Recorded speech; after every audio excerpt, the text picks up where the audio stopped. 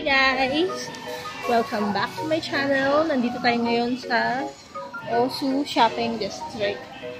Marami dito yung mga anik-anik na bilihan at saka isakaya, yung inuman.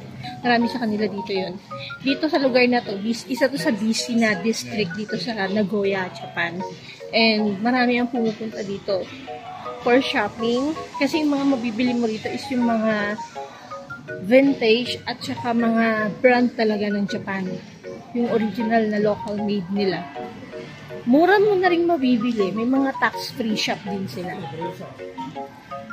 So, nandito tayo ngayon kasi naglilibot-libot lang tayo. Tingnan lang natin anong meron dito. Parang window shopping lang. Kaya, watch till the end.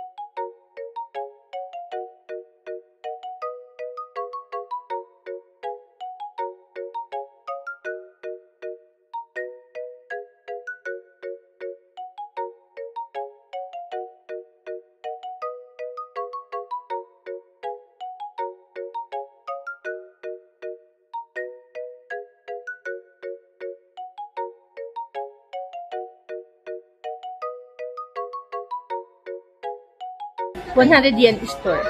Check natin anong meron sa loob.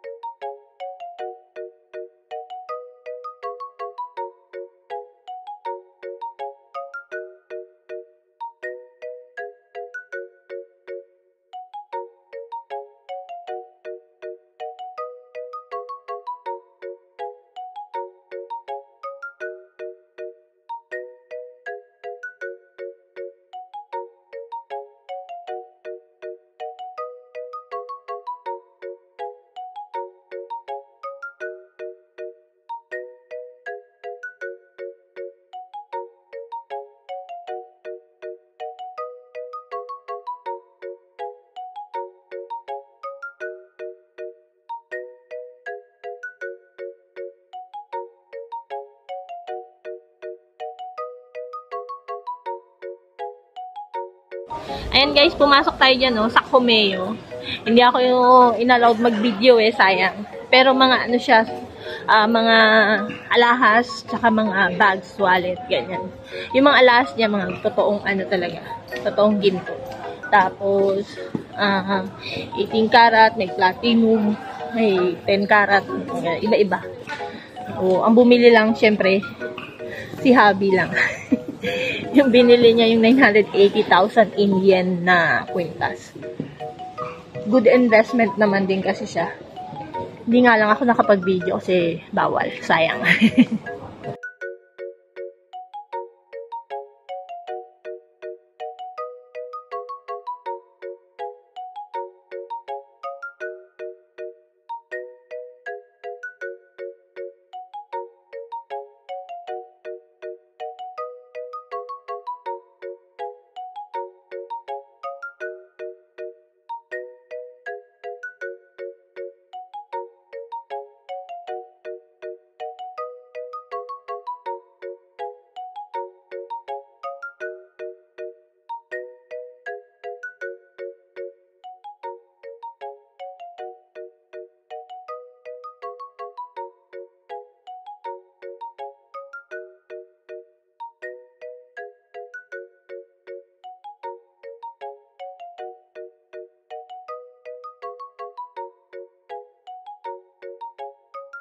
Hi guys! Nakabalik na tayo dito sa hotel. Nandito na tayo sa hotel. Ayan.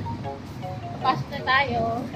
Natapos na yung pag-iikot namin doon sa Osu Shopping District. Kung nagustuhan ninyo ang video na ito, please like, share, and follow. And abangan nyo pa yung mga iba ko pang i-update na vlog sa susunod. See you again soon. Bye!